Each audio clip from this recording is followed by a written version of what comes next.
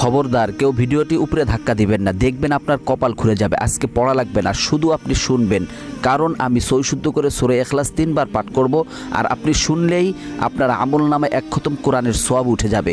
তো চলুন শুরু করা যাক। তো শুরু করার আগে যদি ভিডিওটি ভালো লাগে অবশ্যই চ্যানেলটি সাবস্ক্রাইব, ভিডিওটি লাইক এবং ভিডিওটি শেয়ার করার অনুরোধ করছি।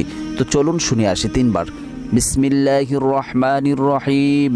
قل هو الله أحد الله الصمد لم يلد ولم يولد ولم يكن له كفوا أحد بسم الله الرحمن الرحيم قل هو الله أحد الله الصمد لم يلد ولم يولد ولم يكن له كفوا أحد بسم الله الرحمن الرحيم قل هو الله أحد الله الصمد لم يلد ولم يولد ولم يكن له কুফুয়ান আহাদ।